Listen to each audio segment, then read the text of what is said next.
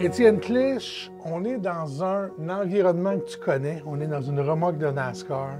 On pourrait être sur n'importe quel circuit aux États-Unis. On sait que tu as fait le tour avec l'écurie 2311. Tu étais l'ingénieur de piste de Bubba Wallace. Tu as travaillé de près avec la gang Mike Wheeler, la gang de Joe Gibbs Racing. Michael Jordan est ton patron. Denny Hamlin.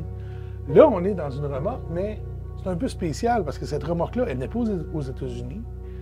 Elle n'est même pas à l'extérieur, elle est au Québec, à l'intérieur de l'atelier de la Croix Tuning, où tu es directeur de la compétition. Raconte-nous un peu, explique-nous c'est quoi ton nouveau rôle, puis on va se parler pour qu'on voit c'est quoi la différence avec ce que tu faisais du côté de la Coupe NASCAR, puis ce que tu vas faire du côté de la série NASCAR Canada. Ben oui, effectivement. Écoute, c'est un gros changement pour moi.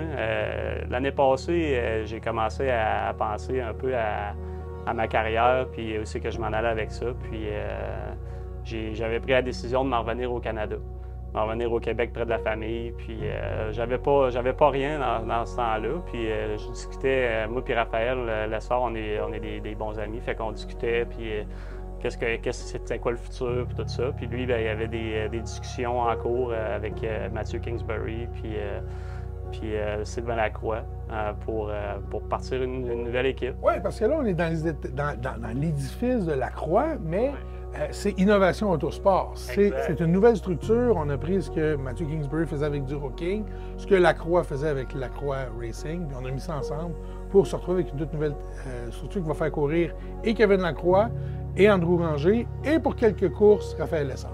Exactement, exactement. Puis c'est ça, c'est un beau défi, puis on est avec des bonnes personnes, puis pour moi, c'est un gros changement, mais vraiment positif, parce que je suis plus proche de ma famille, j'ai plus de temps un petit peu pour vivre ma vie, puis écoute, c'est sûr que j'ai pas de remords, mais des fois c'est difficile. Là-bas, j'avais quand même une belle famille en 2311 avec Michael Jordan et tout ça. Oui, parce que là, on se parle, on est un peu, évidemment, tout ça est enregistré à l'avance. Ils ont gagné en fin de semaine. Tyler Reddick a remporté la course à Talladega.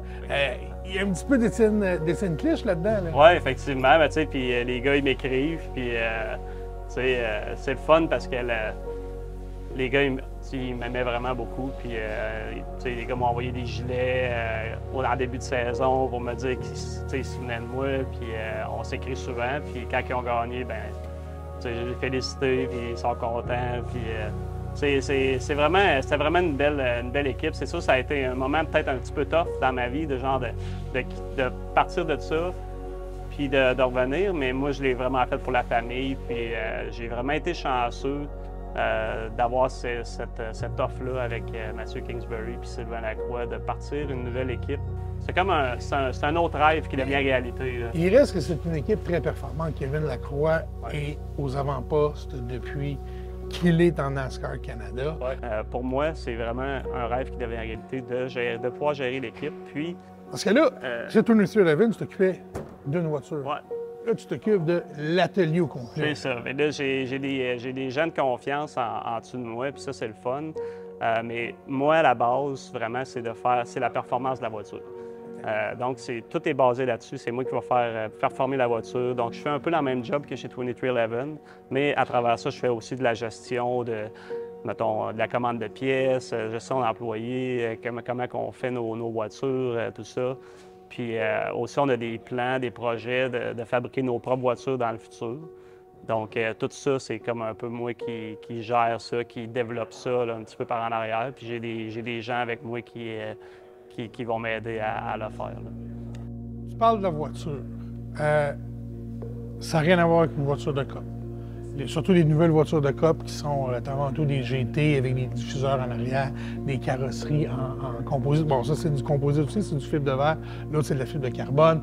Le châssis, il y a quelques rails, oui, mais ça ressemble davantage à un châssis monocoque là, quand on gratte un peu. Les moteurs, c'est très, très différent. Ici, ils sont tous pareils. Là-bas, ils sont tous un peu différents, même s'ils sont plus pareils qu'ils ont déjà été. Voiture injection, voiture carburateur. Comment est-ce que tu fais pour t'adapter à ce type de voiture-là, puis pour l'apprendre, si on veut, là? Je sais qu'Adam, Sylvain, Don Thompson était ici aussi. Ils ont appris comment que ça fonctionne, mais là, tu te retrouves avec un bébé que tu connais pas, là.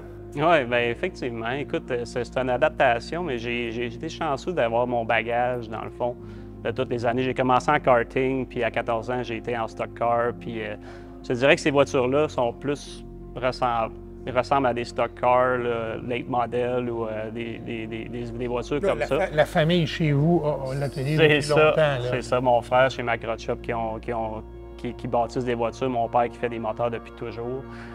Mais aussi, c'est qu'avec toute mon expérience, j'ai été chanceux de toucher à la série Xfinity en NASCAR, qui sont des voitures qui se ressemblent un petit peu. Ah ouais, c'est vrai. Ben, pas, tu sais, mettons, c'est plus près une voiture d'Xfinity qu'une voiture de Cup que des voitures de Pinty's, NASCAR Canada maintenant. Mais c'est ça, écoute, moi, ce que je dis souvent, c'est il y a beaucoup de la base. La base est très importante.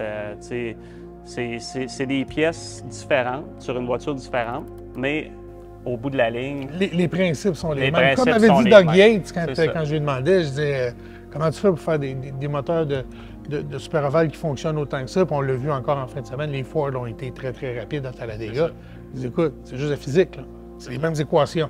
C'est ça. Écoute, tu le sais un peu. C'est comme faire une recette. C'est comme faire une recette. Tu sais, t'as tes ingrédients principaux. Ça prend des bons ingrédients. C'est ça. Il y a une belle façon de les mettre ensemble. C'est ça. Puis des fois, ben là, quand tu veux faire une petite recette spéciale, tu mets tes petits ingrédients spéciaux. Fait que c'est un peu comme ça. Dans quelle mesure le travail que tu as fait avec Raphaël, vous n'avez pas travaillé ensemble directement, mais vous étiez ensemble dans la Beauce. Qu'est-ce que ça t'a apporté? Puis quand il est parti, qu'est-ce que ça a changé dans l'équation pour toi? Parce que tu parlais de la famille, tu parlais d'être loin de chez vous, de revenir proche des tiens, de vivre. Mais je pense que quand Raph était là, ça te donnait comme un petit frère là, qui était proche. Oui, mais pour mettre dans la situation, c'est qu'on a grandi comme un peu ensemble. Puis quand il a fait sa saison de Super Late Model, j'étais là en tant que spotter. Puis à la fin de la saison, c'est moi qui étais devenu crew chief. Puis ensuite de ça, ben là, on s'est retrouvés aux États-Unis. Dans le fond, il est venu habiter chez moi. Quand lui est venu faire sa saison de truck. Ça a été vraiment cool. Puis oui, effectivement, tu sais, on est des Beaucerons, on est quand même assez simple, puis on aime la vie, fait que on est beaucoup positif. Puis je pense qu'on se rejoint beaucoup là-dessus. Puis on est des maniaques de course. Fait que, je sais que c'est pas pour cette année, peut-être pas l'année prochaine. Tu veux prendre ton saut, tu veux revenir au Québec. Là, tu travailles de proche avec Raphaël. Raphaël a encore les yeux sur les États-Unis. Il ne nous entend pas. Comment tu verrais ça, retourner là-bas, ensemble, puis passer à la grappe, passer à la vadrouille sur tout le monde avec ton pilote, avec qui tu as toujours voulu travailler, puis toi, avec les aptitudes que tu as eues du côté de chez 2311 puis de chez Joe Gibbs, puis ce que tu vas pouvoir ajouter à ça. Est-ce que c'est un plan réaliste? Réaliste, écoute, j'aimerais beaucoup ça. Les deux, on aimerait. Est-ce que vous avez tous les ingrédients de la recette? Là? Vous pouvez trouver tous les ingrédients de la recette? En tant que pilote et crew chief ou manager, whatever, oui. On a la recette parce que là-bas, il y a beaucoup de gens qui, justement, ils l'ont pas tellement. T'sais, ils sont là, mais ils l'ont pas tellement. Mais Raphaël a vraiment un bon talent. Puis moi aussi, de ce que j'ai vu avec tous les autres gens des autres équipes là-bas. Mais écoute, c'est une question d'argent. Il manque le gros chaudron, là. C'est ça, mais écoute, on a vraiment une bonne équipe présentement. Puis ça peut peut-être mener à des choses dans le futur. Mais pour de là à aller passer la gratte avec les Hendrick puis les Joe Gibbs puis sa gang-là, c'est une autre chose.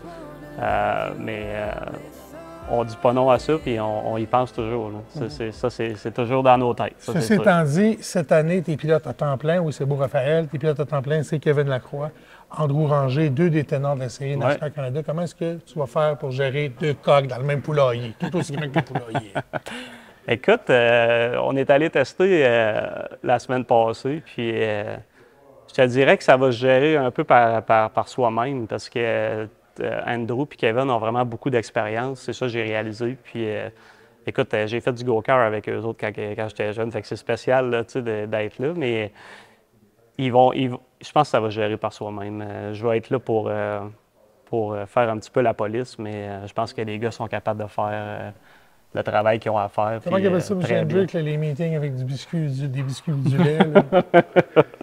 Ça, toujours en avoir au frigo. Oui, c'est ça. Ben non, écoute, ça va être une très belle saison. Pour moi, c'est un rêve qui devient réalité. J'ai toujours voulu avoir mon équipe, puis prendre des décisions, prendre mes propres décisions, puis c'est là que ça se réalise. Puis je suis vraiment content que Mathieu et Sylvain me donnent le pouvoir de faire ça. C'est énorme pour moi, là.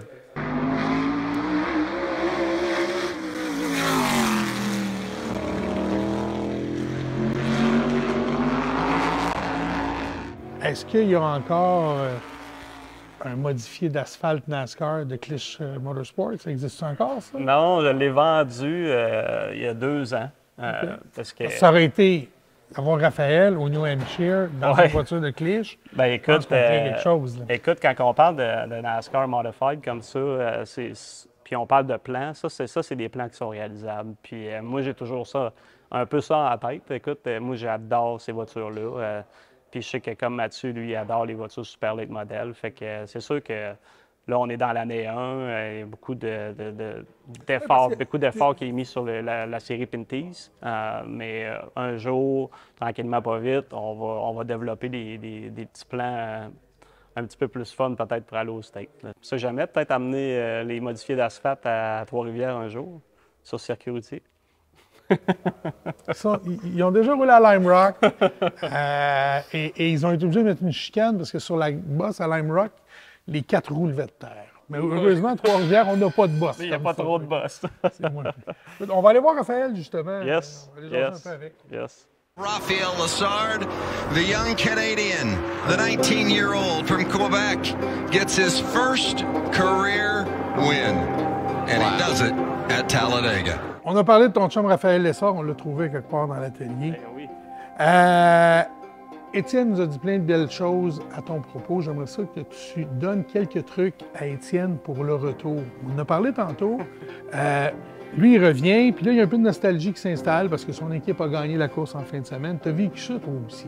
Oui, bien c'est sûr qu'on a, à tous les fins de semaine, quand on regarde le monde du NASCAR, je vois des pilotes contre qui j'ai compétitionné qui maintenant sont rendus en Cup Series. Fait que c'est sûr que tu te dis... tu battais, là. Ouais, c'est ça. T'es humble, tu le diras pas, mais des gars que tu battais. Oui, exactement. Qui, ben, comme Todd Gilliland, après ça, tu as Zane Smith qui est en Cup maintenant. C'est tous des gars que j'ai... Quand je suis arrivé à 14 ans aux États-Unis, que j'ai gagné mon championnat, ben, je compétitionnais à toutes les semaines contre eux, puis j'ai gagné le championnat. Mais tu sais, c'est ça le monde des courses. Mais tu sais, Étienne, je sais qu'il s'est déjà bien adapté avec le monde ici.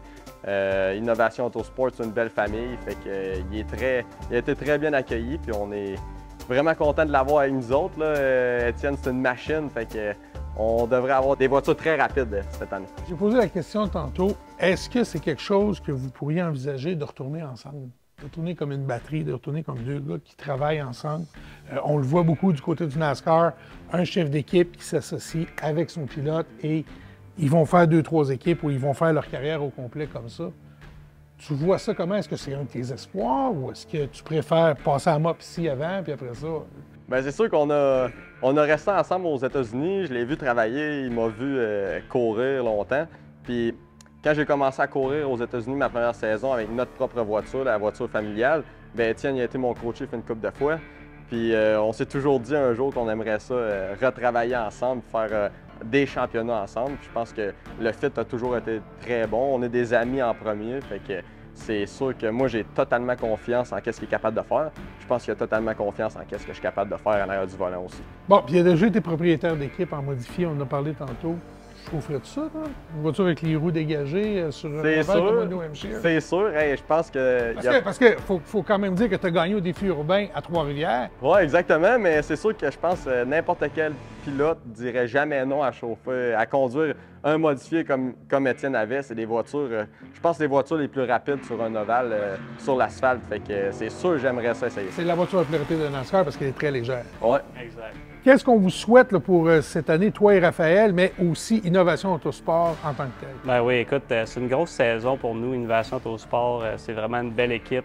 On a Kevin, on a Andrew, on a Mathieu, Sylvain, tous nos mécanos, Adam et Jean-Pierre, qui travaillent très fort. Donc, on souhaite vraiment un championnat cette année. On souhaite des victoires pour Raphaël. On souhaite vraiment un bon développement, un beau développement, une belle saison. Puis, on y va fort. Étienne Clich, merci beaucoup. Raphaël Lessard, nous autres, on se parle un peu plus. On va le voir dans la prochaine capsule. Là, on va mettre les feux de la rampe sur lui, puis Étienne va venir nous épicer ça avec quelques ingrédients secrets.